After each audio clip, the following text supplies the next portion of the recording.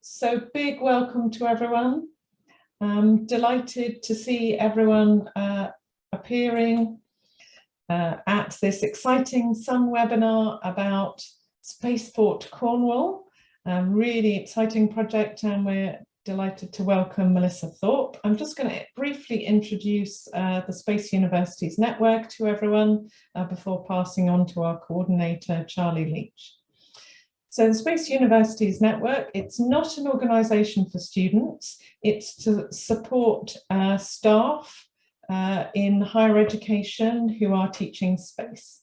So our goal is to improve the teaching of space, teaching and learning of space subjects. We're three co-chairs, myself, Kate Smith from Manchester, Ian Raper from UCL, and Charlie is our coordinator. So then, just to move on, these are our members. You can see we've got about 39, Charlie, is that right?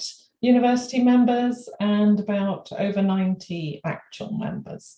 So if you don't see your university on that list, then either we need to update the list or we need to add you and invite one of your staff members, which please tell us their name and we will try and contact them.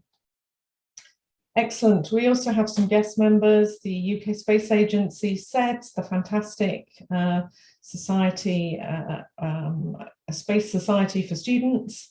I'll put it simply like that. I think it's Students for the Exploration and Development of Space. Please correct me, any SEDS members, if I've got that wrong. And the International Space University. We do have a website, but like I say, that's mainly aimed at staff. So do let your staff know of this organisation if you don't think they're aware of it, because we're there to support them. We have these sorts of resources. We have meetings, tips on careers, outreach, resources, and various courses.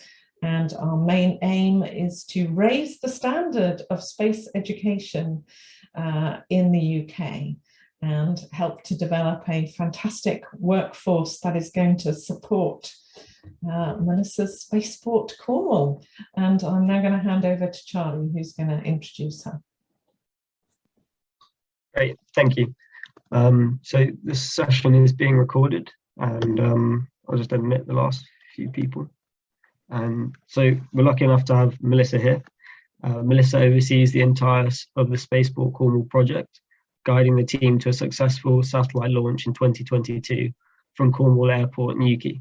Together with the launch partner Virgin Orbit, this ambitious project will offer dedicated and responsible access to space. She works across the launch environment to efficiently secure investment, regulations, and the infrastructure required to launch, whilst communicating the space story to the local community.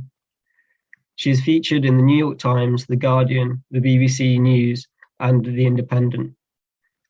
Originally from Canada, Melissa moved to the UK to attend the London School of Economics in 2010. She has gained a Master's of Science in Economics, focusing on the aerospace markets.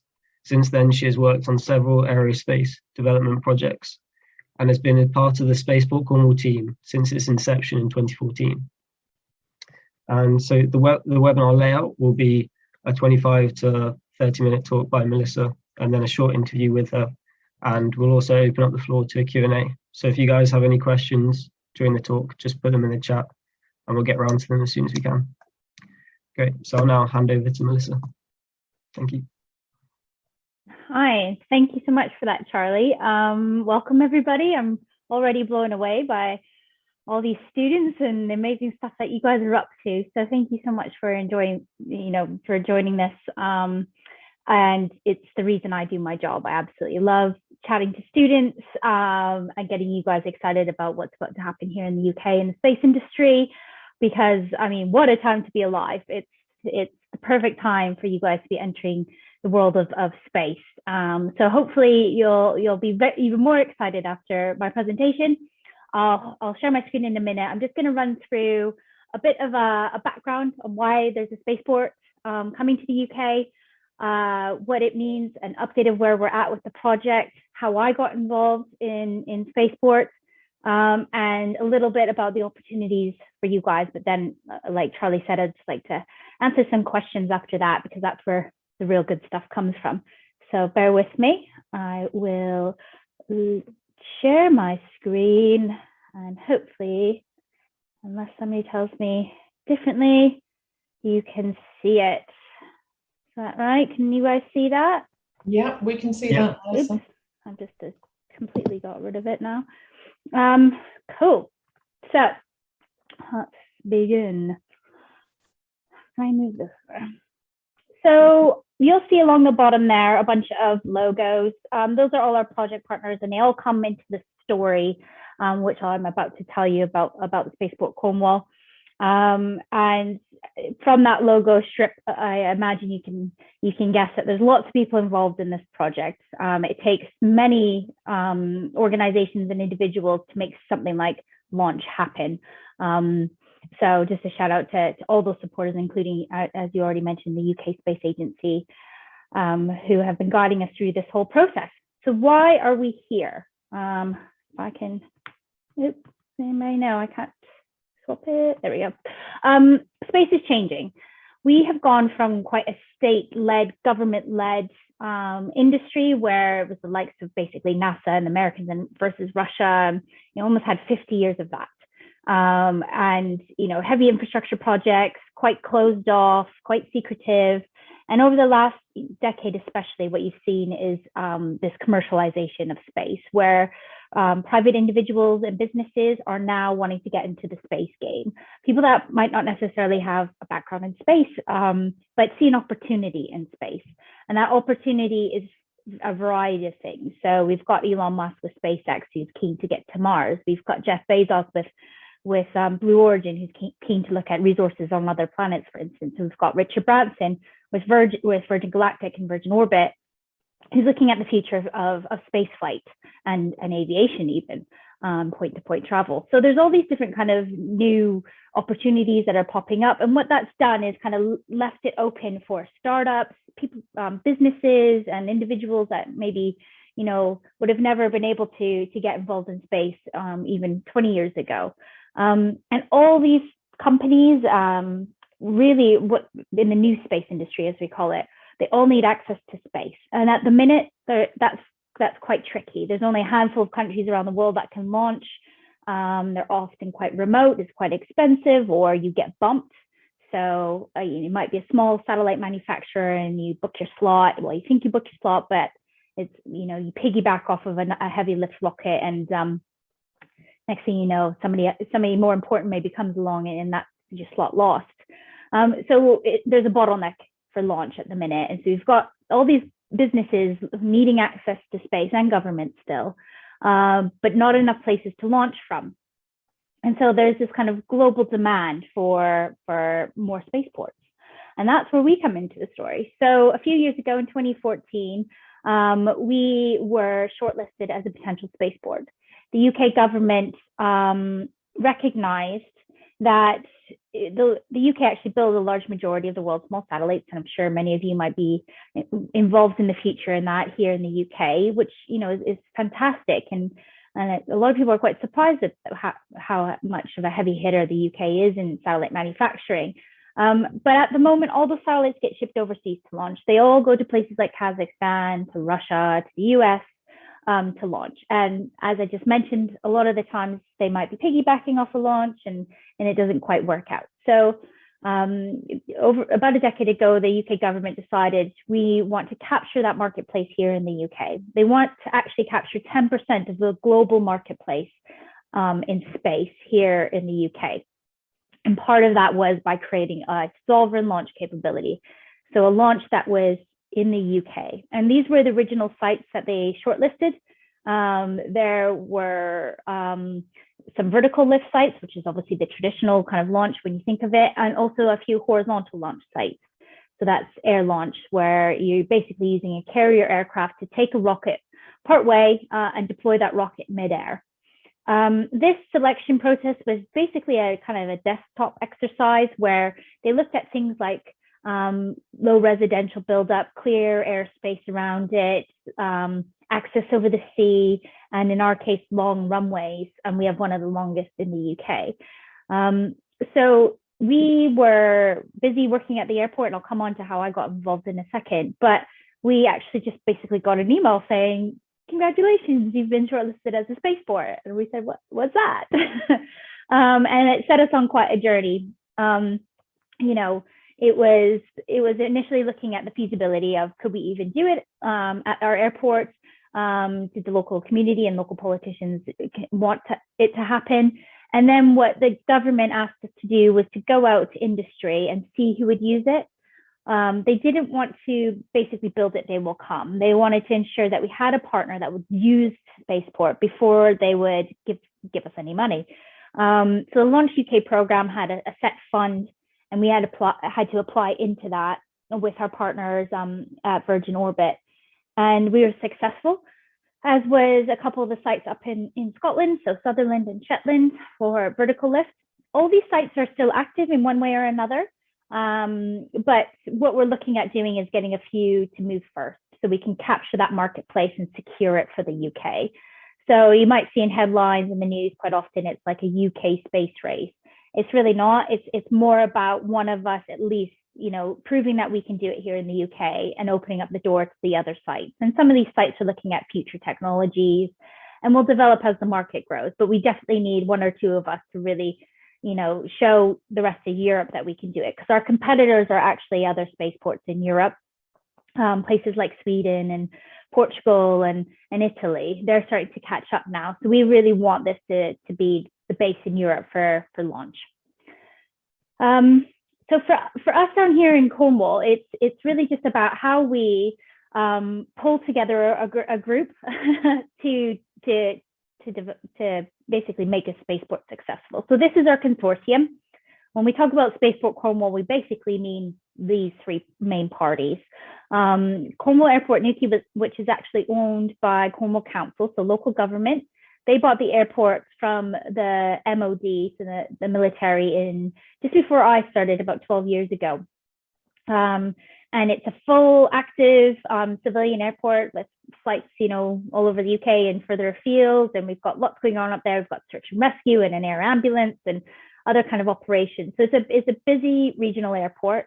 Our partners down the road at Goonhilly, who hopefully a lot of you know of, they're our mission operations and tracking partner, and they are incredible to work with. They've been, you know, busy down there for quite a while. They look at deep space comms. They've got, you know, commercial lunar missions planned, and they're fantastic partners to have because they're so close to where we are, and you know, they're globally recognized, and they're just going from strength to strength down there. There's lots going on at Goonhilly.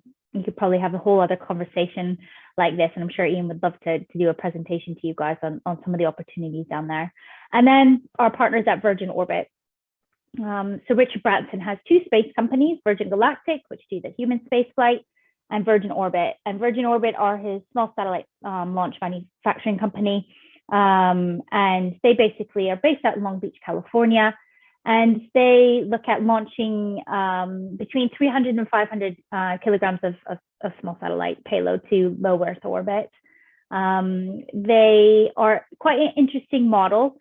They are a mobile launch platform. So rather than satellites go to a launch pad, which is what's traditionally done, they actually come to their customer base. So they'll be looking at a series of spaceports around the world to go to, and we'll be their European hub. So at the minute they're launching out in Mojave in California, but they'll be coming to us this year to launch here. They've also announced one in Japan, Guam, Brazil. And so they'll be moving during the year around the world to launch to space. So it's quite a bit of a different kind of business model, and it's really kind of shaking up the industry. But I'll talk a little bit more about the technology in a second. So that's our airport. The runway is, you know, about 2,700 meters long. It's a fantastic site. It's state of the art. The council bought it from the MOD. We had to upgrade the facilities and the radar, for instance, to get it up to scratch. It still has the military base there, RAF St. Maughan, And and before the pandemic, it was the fastest growing regional airport in the UK. And for us, what's really exciting about this is that we're integrating space launch into an airport. It's not about shutting the airport down. It's about showing the world that you can do full integration of the two. You can land on your flight from London Gatwick, for instance, look out your window and see Virgin Orbit, preparing to launch to space. And we think that's really exciting from a business point of view, but it's also really exciting from a inspiration point of view. If you're able to see launch, that frequently from, being able to see it right there, we think that's a huge opportunity for us to go and inspire future generations. So the site's, busy, like I said. Our kind of enclave is to the top bit of the runway there. And all the passenger sides down below, just down to the kind of right. And it's just outside of Newquay. And it's fantastic. There's actually not much we have to do to the site to get to launch. We could have operated this Virgin Orbit system from day one. We handle 747s all the time at Newquay. Well, especially recently with G7 last summer. And for us, that's the beauty in what we're doing. We're able to integrate space launch into an airport at quite a low cost. So we're looking at just under £20 million to get to where we need to be safely to launch. And 20 million is a lot of money, I know, especially as a student, but in the space launch game, in spaceport terms, it's nothing at all. So we're actually able to deliver this huge opportunity at a really good price point.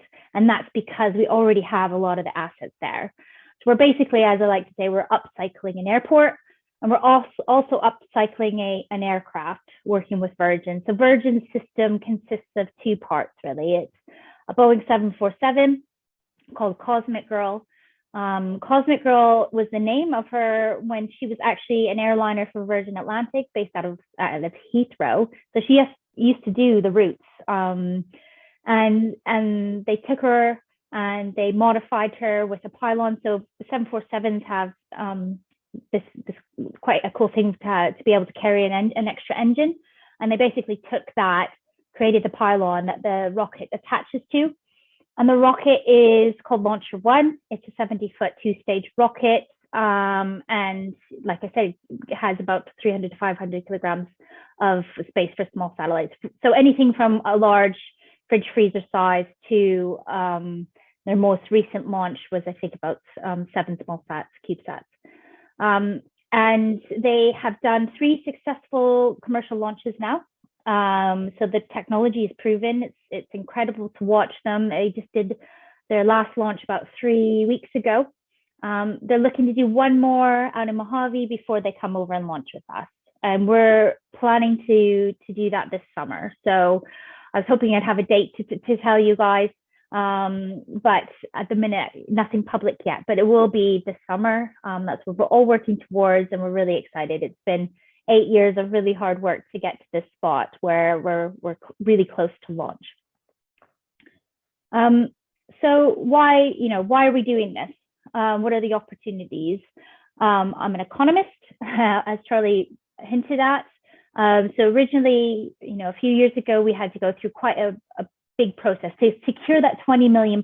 That £20 million is made up of UK Space Agency funding, Virgin Orbit funding, as well as local Cornwall Council funding. And in order to get that funding, you kind of have to show a return on investment.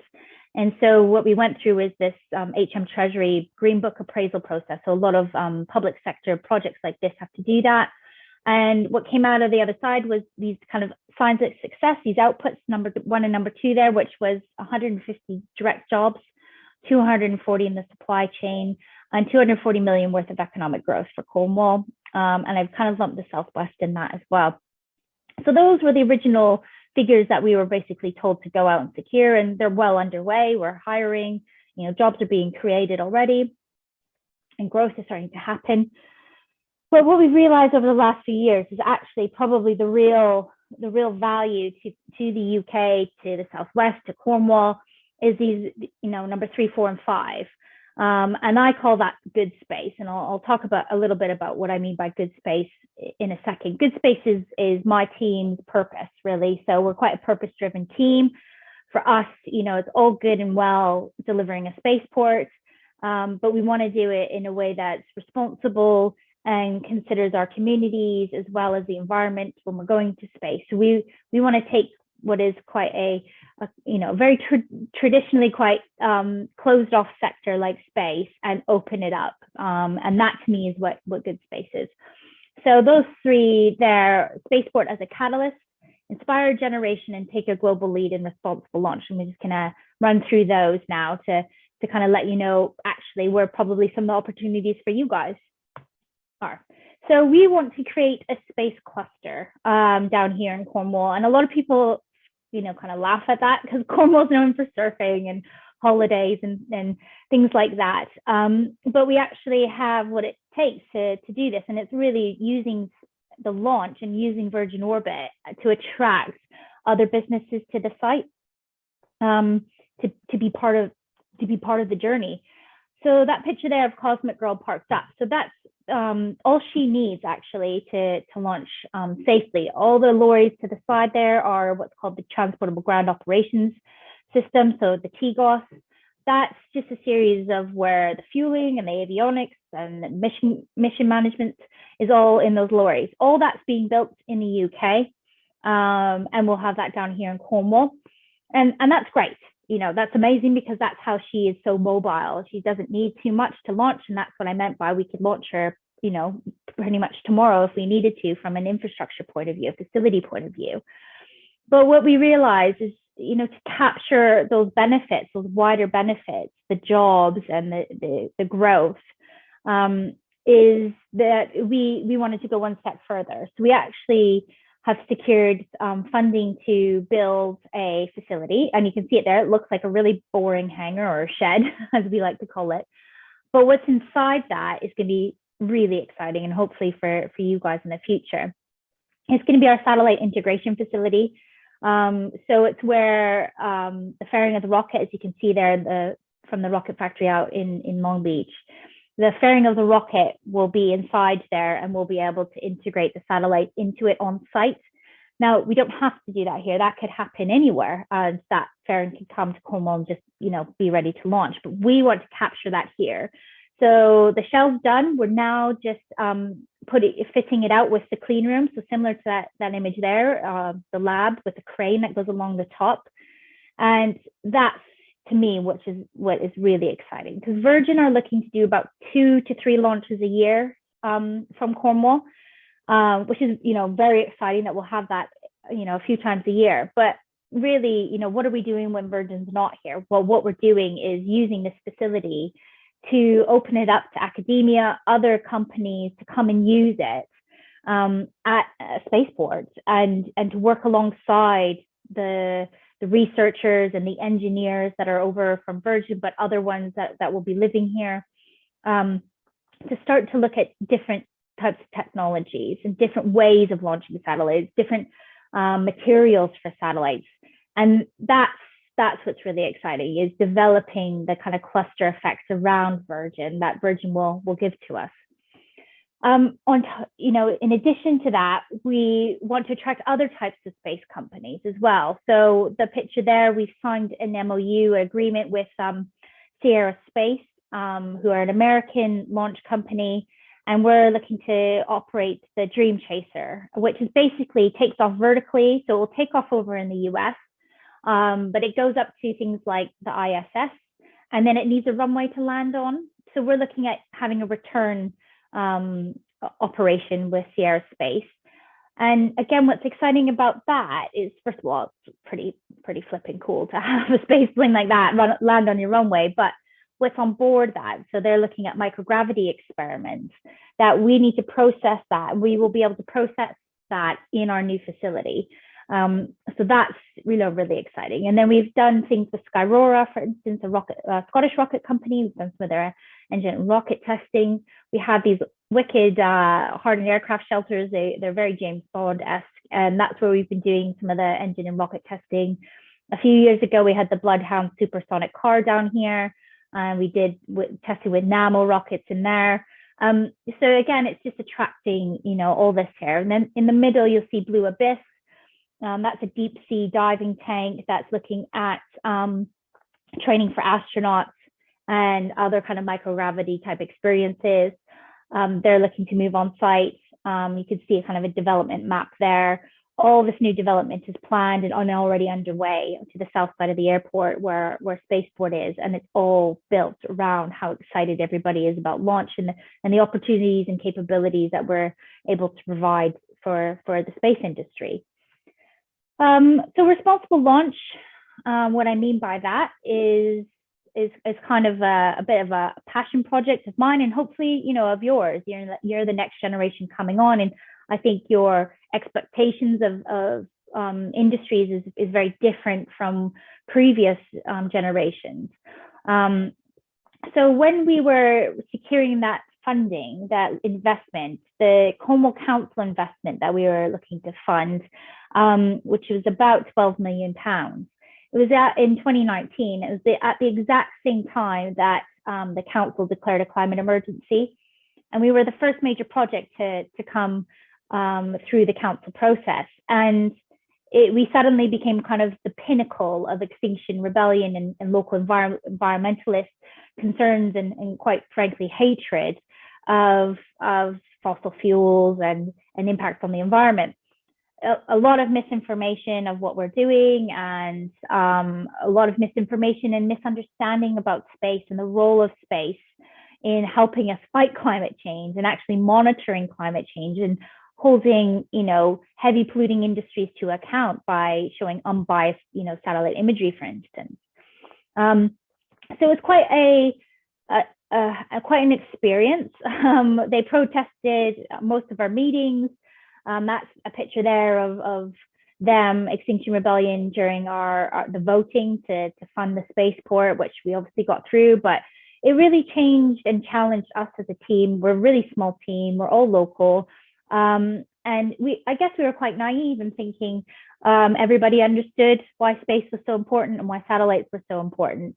Our modern world is underpinned by satellite technology. Everybody uses it, whether they know it or not. In some way, they're using space tech every day, from picking up your phone to, internet, to the financial industry, to agriculture, healthcare. Everything uses space or satellites. And so it kind of woke us up, and we realized the space industry doesn't do a very good job of explaining how brilliant it is. We kind of went on this interesting, down this interesting path with this, and suddenly I did quite a bit of research into launch and the impacts. We did a carbon impact report, and the academics that were looking at this, they kept coming back saying there's not much out there. There's not many people doing this anywhere in the world, even looking at the carbon impact of these rockets, or the carbon impact of these launchers, or the carbon impact of satellites in general. And then the pandemic hit, and this image there of Italy went viral. It showed a satellite image of Italy before the first lockdown and during the lockdown, and it shows carbon emissions. And this image went viral because it just, in plain sight, unbiasedly shows humans have a major impact on our environment, that when we're all inside, it quickly clears up. And this image actually informed policymakers to make more environmentally conscious decisions when they come to things like tourism in Venice, for instance. And these images have direct impacts on policy. But my issue with this image, and why responsible launch is so important, and hopefully a really interesting kind of potential opportunity for some of you in the future, is because nobody is looking at it. We've had 50 years of launching to space, and they've pretty much got away with doing it in whatever way they need to. So this image was taken from Sentinel-5, which was a satellite that was built in the UK. It was shipped to a cosmodrome in Russia. It was launched off the back of an ex-ballistic missile, and trying to find out anything about that launch is very difficult, as you could imagine, when you're trying to approach Russians, asking them what their carbon impact is. And then I realized, okay, so satellites are doing all this really cool stuff and helping us, but the way that they're getting to space is not very cool. It's impactful, and nobody's really questioned it and questioned if there's different ways of doing it or new technologies that can support. And so we, Spaceport Cornwall, are really pushing for more responsible launch practices. So last week at Eden Project, we announced we're doing our own sustainability impact report and action plan. This report's going to show the positives of launching to space, so all those opportunities I showed you earlier, but also the negatives. So what are the main impacts of launch? And then what are we going to do about them? How can we work with our partners at Virgin and other companies to bring that impact down? Can we look at things like full reusability of the rocket? Can we look at biofuels? Can we look at cleaner integration activities? There's so many different things we could probably look at that have just not even been considered before. That's where we're coming at in regards to responsible launch. We want to take a global lead in this. Right, I'll just do a quick couple more here. So on the back of that, we decided another piece of work we could do to really, capture the opportunity, but also to capture the outreach and the engagement that space inspires. So we came up with a program called KernelSat-1, which is our community satellite down here in Cornwall, where we're actually designing, building, launching, tracking, and using the data all in Cornwall. And that's really exciting for us because it's going to be used for a local environmental issue, which in KernelSat-1's case is going to be monitoring the ocean health around the coast of Cornwall using a CubeSat that will go up on our first launch this summer. We just ran a hackathon with students down here that was supported by UK SEDS last weekend, where we got a bunch of students in to help us look at the sensors for the buoys that we're putting in the sea to help with the satellite. And so this is what it's all about, is creating these new missions, these new types of programs that we're getting industry involved with, students involved with environmental organizations. And so KernelSat-1's the first, and obviously named 1 for a reason. We'll have 2, 3, and 4 hopefully in the future. So keep an eye out for that. This is what it's all about, is inspiring you guys to get into the industry. We do tons of outreach. It's the reason my team get up every single day. We had the rocket over here for G7, which we then opened up an exhibit all summer for kids to come and have a look at. And we had lots of satellites and data there as well that they could check out. So this is why this is important. We need more of you in STEM careers in the future, and launch inspires. It's so easy to inspire kids with launch, as they did with the moon landings, and they didn't even realize it.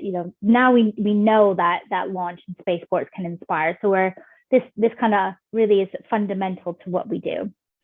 So why is a random Canadian talking to you about space? I grew up in the middle of nowhere in Canada. You can see that. I was, very, very rural upbringing. And I was basically told, when I said I was interested in astronomy, I was told there was, future in that. Maybe there was or wasn't in astronomy. I don't know, but to be told that by a teacher, and it set me on a completely different path, but full circle, here I am. So my job is really interesting because I get to do everything. I was really good at STEM at school. And then I took that, kind of depressing teacher moment, and I turned it into, okay, well, I want to get out of this small town. How do I do that? I want to travel. So I ended up going into economics because I loved global marketplaces, but I loved aviation. My dad flew water bombing airplanes for forest fires. And so I was like, I love planes. I knew them. And so I focused solely on aerospace and made my my degree and then my master's very niche. I don't think I ever imagined I'd be doing exactly what I was learning in university. So I got my master's, and I was moved down to Cornwall to help the airport transfer from the military into the civilian world, and it was quite busy with things like testing of unmanned systems, maintenance, repair, and overhaul of aircraft and setting up the business side of that. And then Spaceport came knocking. I started out on the project right day one in 2014, and then I was writing the bids to get the money that we needed, and then that kind of evolved into lobbying government, and then that kind of evolved into being quite a big spokesperson for spaceports. And then I became the head of the spaceport at the end of 2020 when my predecessor left. I think maybe somebody out there might know, I think I'm the only female spaceport head in the entire world, which is pretty amazing.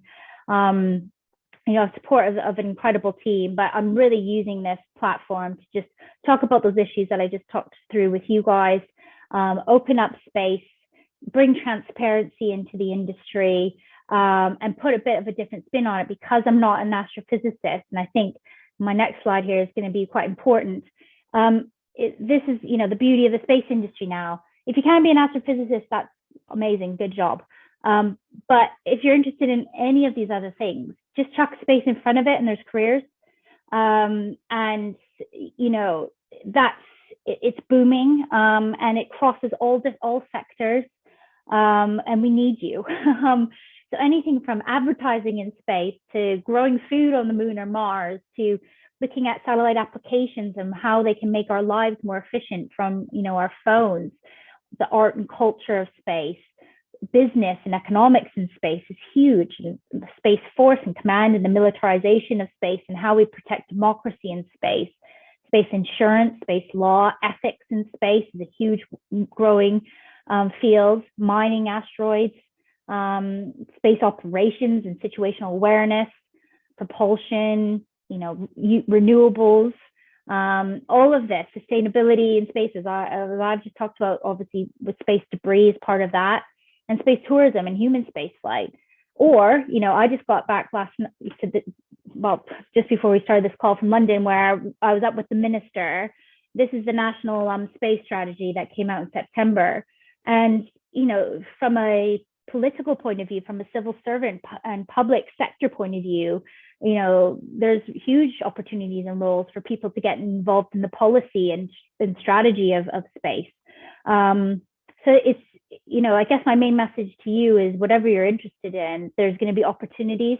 From Spaceport Cornwall perspective, we're looking at jobs across everything from aircraft maintenance because of Cosmic Girls and airplane, to the rockets, to satellite manufacturing and satellite missions, mission control, from marketing. So we've just got such a wide variety of roles that's coming. And that's, for me, that's my main message for you guys, is there's so much opportunity in the industry. It might not be where you think it is, but have a look. We've got obviously spin turns through the UK Space Agency. We had 3 spin turns last year. So that's, I think they've just launched it. So check out their website there. And there's lots of organizations, and it's looking for everything. So we had a humanities student come and join us last year, as well as a satellite design, undergrads. It was brilliant. So have a look at that. I think that's it. We're ready to launch this summer. I hope you guys are excited. We'll have lots of events around it. So keep an eye on all our social media, and get involved. I think that should be it, Charlie. Sorry, I probably went over, as I usually do, because I love to chat. No, that's great. Thank you very much. That was a brilliant overview of Spaceport Cornwall. So we've now got some questions. We've got a lot in the chat, and if you guys think of any more, keep adding them, and we'll get around to asking them. So that was a great overview of Spaceport Cornwall. If there is such a thing as a typical day being head of a spaceport, would you be able to give us a bit of insight to what your day's like? Oh, every single day is totally different. So this week we had 15 of the rocket engineers from Virgin over. So we went through all we're doing our spaceport license application at the minute. So that's the last piece of the puzzle that we need to launch, which I should have mentioned actually. So we're just working through all that so we can safely launch. So it's things like the use of the airspace and how we use the fueling and things like that. So, that Monday, for instance, I went and briefed all of them first thing in the morning. And then I came and did a school talk after that. And then I went to a business forum And then I went and briefed all my local councillors after that. So that's kind of a normal day. Then I was on the train up to London, where I met with the minister to talk about what we needed to do to get to launch and beyond in the future. And I do lots of media interviews as well. So I just did a media interview on the train on the way back. So every day is totally different, and that's why I love it. Wow, sounds great. So we've got a question from the chat.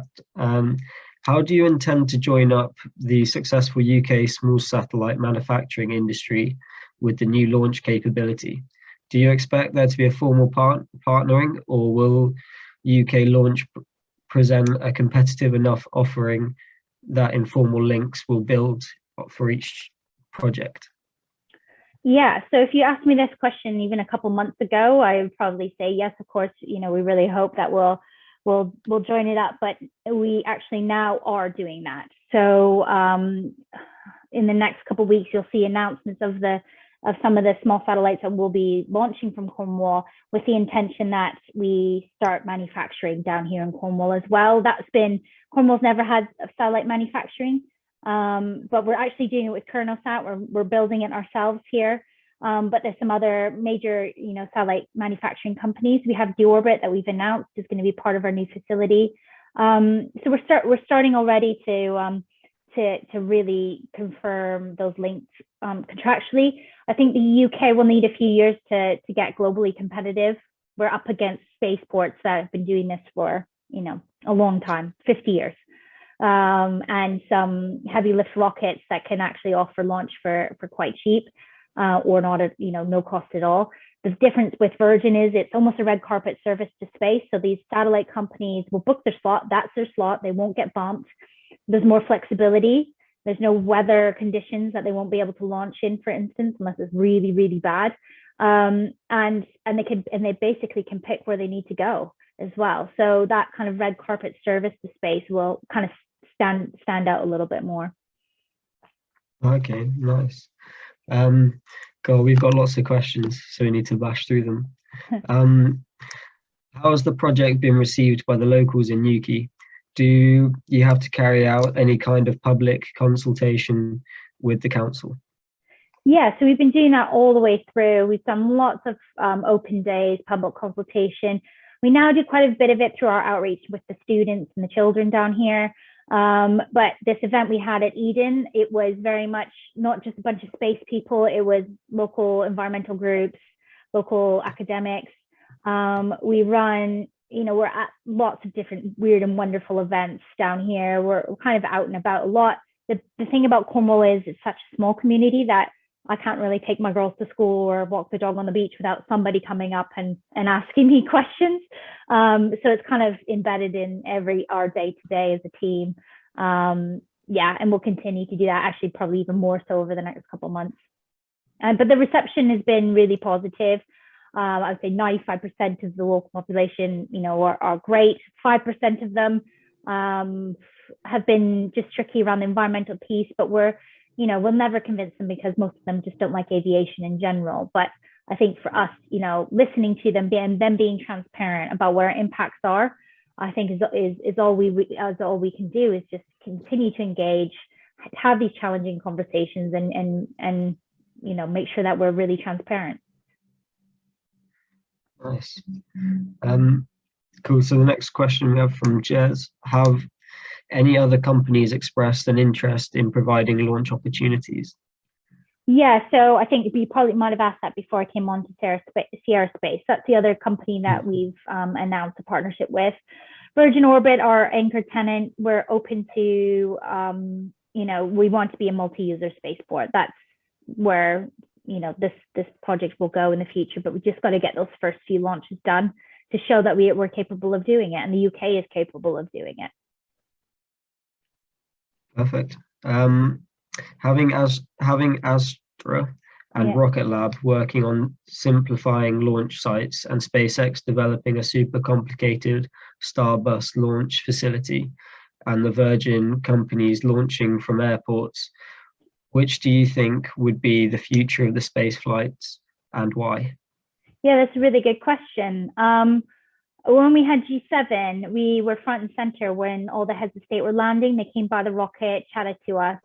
And our message was, you don't need to make these, complicated launch pads in the middle of a jungle anymore. This can be at existing airports.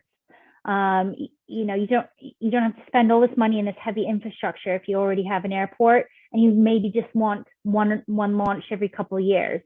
So for me, that model is really interesting, but obviously that's just for small satellites. There are larger satellites, there's larger space tech that needs to get up there. So I think there's always going to be a place for some of this heavy lift. And then you're looking at human spaceflight as well, and what that means. So I think, there's probably room for all these types of launches, because the market is just developing in different ways. But yeah, I think from a small satellite launch perspective, I think simplifying and keeping it, with existing airports is probably future for countries that don't need that cadence of launches that, say, America and Russia do or want. Okay, great. So the next question is, why are most of the ground launches located in Scotland? Because there's nobody there in those parts of Scotland. Yeah, they're just way more suited for it up there. Whereas, although Cornwall doesn't, it's not that populated, but the site even around it, we won't look at vertical launch in the future. So yeah, I think like that does beg the exercise, looking at trajectories to polar orbit. But yeah, making sure that they're staying away from areas of population. That's why they chose those. Nice. And a question on Cosmic Girl. How heavily modified is Cosmic Girl compared to a passenger 747? Is it something that would become a large hurdle to scale up, or is it relatively small cost? Also, what sort of crew are needed to fly it? Yeah, so good question. So it is quite modified. It's worth $1 billion, the technology. So quite a lot. They are looking at, more in the future. So they've got the tech kind of nailed. It's probably just more of a cost thing. So we'd love to have one based here one day. Crew wise, 1, 2, 3 to 4. So we actually had the crew from the last launch were all here. And there's a seconded RAF pilot, Stanny, who's over in Long Beach, and he's going to be piloting the launch for us here. So he was here on Monday and Tuesday, which is great to get kind of his take on it. But yeah, so they usually have 2 pilots up front, and then the ops, 1 or 2 ops in the back. But the whole inside of the 747's completely stripped. So there's only just the front that has stuff in it. Wow. Okay. So another question. How frequent do you forecast launches to be from Cornwall and or across UK spaceports over the next 3 years? You mentioned Virgin Orbit is only looking for approximately 2 launches. Is that this year? And do you plan to launch UK manufactured operated satellites only?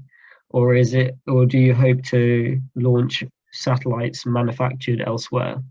You mentioned some nearby European countries are developing their own launch capabilities. Yeah, so yes, we're looking at 2 launches a year with Virgin, and that's between now and 2030. I think it's just we personally in Spaceport Cornwall will grow as the market grows.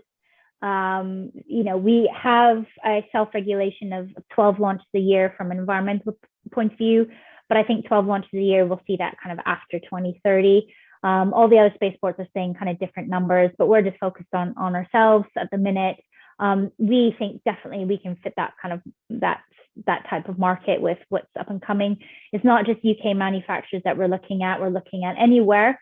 The first announced payload for our launch is actually a company based in Poland called Sat Revolution. Have a look at them. So it's just proof that they've previously launched out in the US, and now they're going to come and launch from us. So that's a great example of us here in the UK being a hub for Europe. and we just hope that that grows. Of course, you know, it's the whole reason we're here is to launch UK satellites, but some of them might not work on our launch system. They might want to go to, but still continue to go to the US. So we'll see how that goes. But I think we'll pick up launches from all over, actually. Oh, cool. So the next one, working with a US partner like Virgin Orbit, having regulatory restrictions such as the international traffic in arms regulations being a barrier, and do you foresee changes in such attitudes in the future given the globalization of space technology?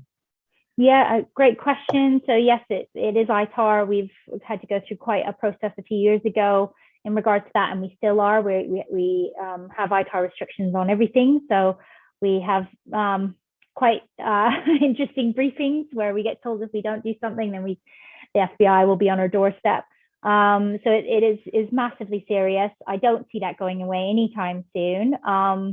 But I think trade agreements, things like TSAs and TAAs are really important. And the UK Space Agency did all of this quite early days, which is what was needed, is those kind of early day conversations in regards to some of this IP coming across, and, you know, things that are considered, you know, ballistic in some ways, potentially. So yeah, it's not necessarily been a barrier because we knew it was going to be something that we had to do. And we will continue to do that with any kind of foreign technologies. In the future, who knows, you know, maybe, but I think for now, no, I think we'll continue to definitely have to go through those legal hoops. Okay, great.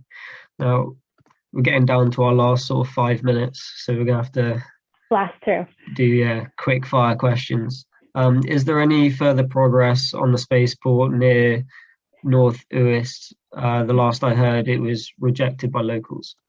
Yes. So I think they're going through some sort of legal process now. I'm not 100% sure. But yeah, last I heard that I think they've got through that, but I'm not 100% sure. Okay. Do you hope to see the spaceport shift to using sustainable aviation for fuel, like is being produced by Phillips 66 for British Airways? And if so, how soon do you see the shift coming? I think we're slightly unique in that we can look at two different things. We can look at fueling for the aircraft, but we can also look at the rocket fuel, so the RP1 and the LOX, and I think, you know, there's probably definitely still a ways to go on that. Companies like Skyrora are doing some really cool stuff with it. So check out what they're up to, and that's what we really want to focus some of the R&D that we're doing in our facilities around, is aviation, from the aviation side, but also from the rocket side as well. How soon do I see that shift coming? I think it will take some time, definitely.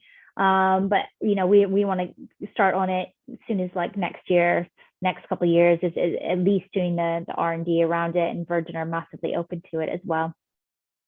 Right. What are the main positives for a satellite manufacturer to choose Spaceport Cornwall over a space hub in Sutherland to launch their payload? So each of us have different launch operators. We have Virgin, Sutherland is working with Orbex, and Spaceport working with Lockheed Martin. So they obviously have their own customers and have relationships with different satellite manufacturers. In addition to that, it depends where the satellite wants to go. Depends on that kind of red carpet service, or lots of different things at play. And that's why I meant earlier, it's not necessarily us competing against them. We actually all, you know, I saw most of them last night. This is about securing this for the UK. There's enough to go around. We're all quite different in who we might be operating in the future. Of course, there will be some overlap, but it will really be up to the operator. Okay. So the next two questions are on a very similar sort of wavelength, so we can maybe answer them together. Yeah. The first one is, what piece of advice would you give someone studying aerospace at uni right now?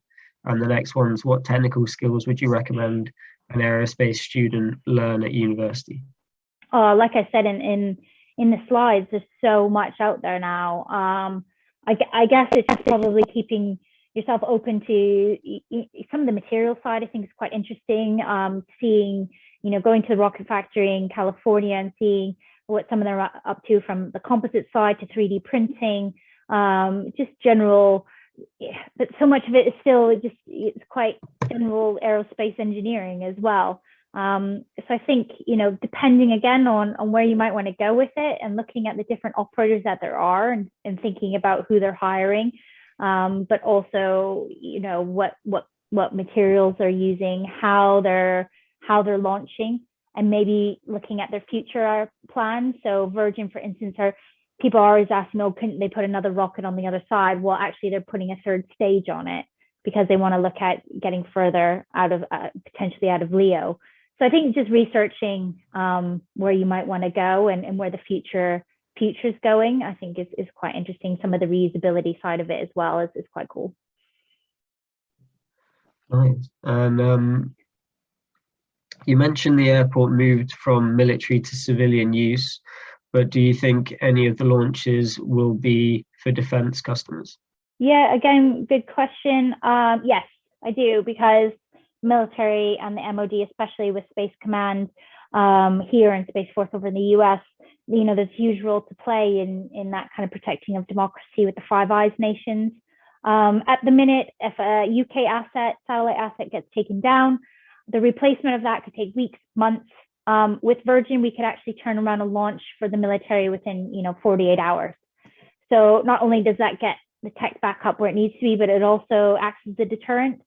So, I think it plays a role. Obviously, there's lots of kind of questions around, the future space and ethics in space and the militarization of space, but we're looking at it from a protection, point of view here in the UK. But yeah, it's a huge growing area as well. Great, thank you. Do you partner with other spaceports in the UK, including Prestwick? Yes, like I said, we sit on the Spaceport Alliance together. I talk to them probably on a weekly basis.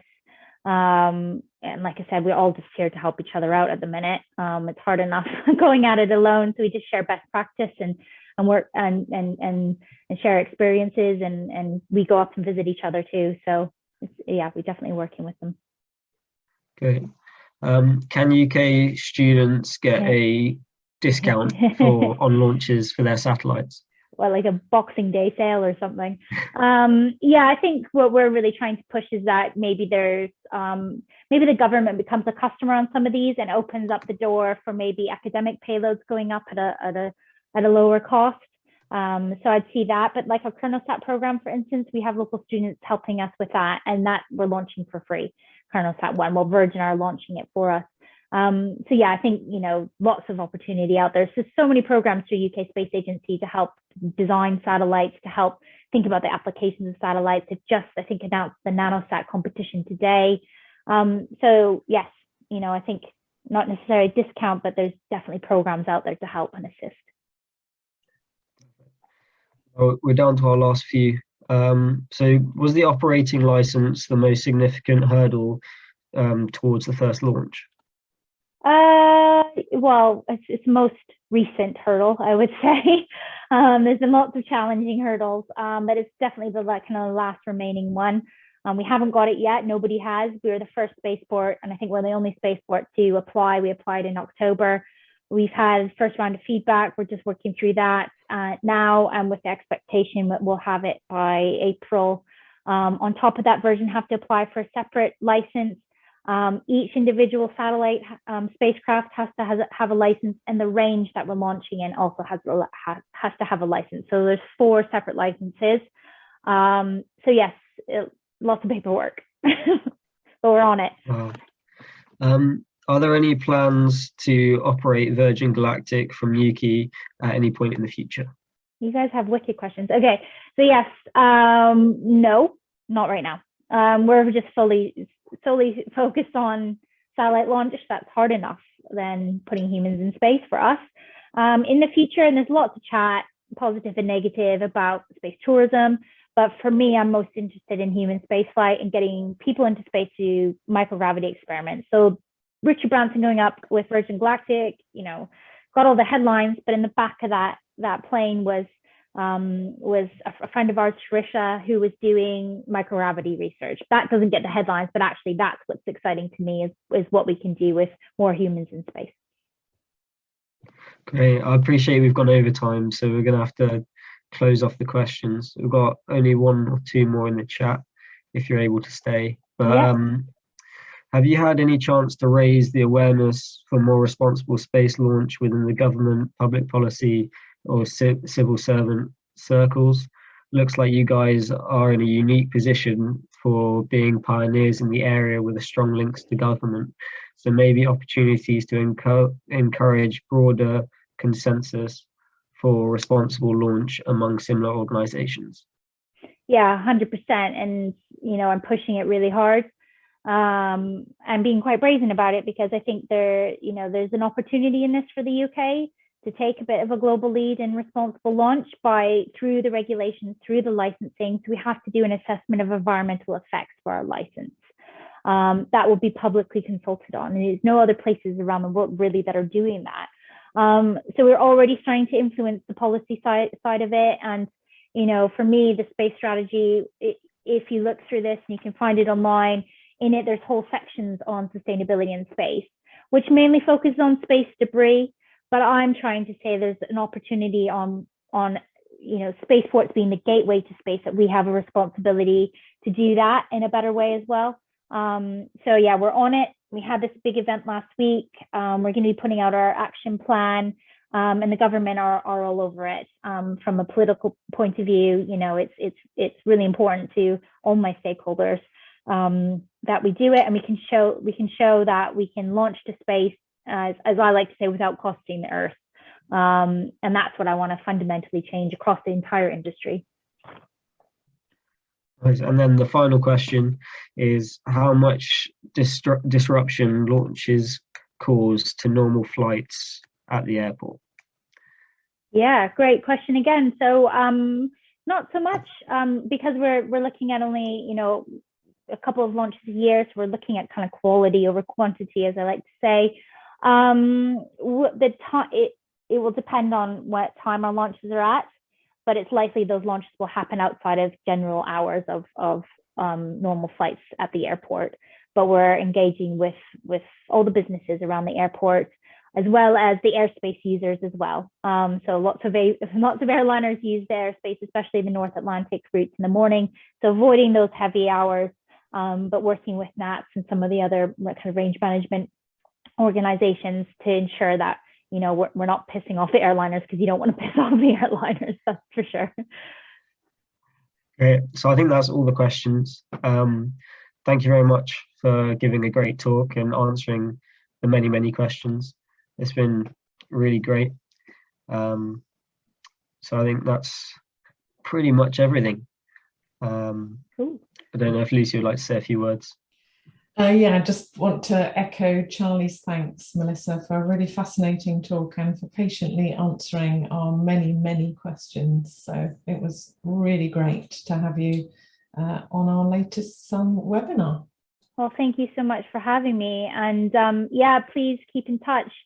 You can find us pretty much all over any social media, except for TikTok. We've got some younger people helping us with that over the coming weeks. But yeah, follow along, and hopefully, you know, you can get involved in some of the launch events coming this summer. And please have a look at the spinternships. We'll be posting a few in the next couple of weeks as well on there. Fantastic. Thank you so much, Melissa. And there's lots of thank yous coming through. Oh, that's lovely.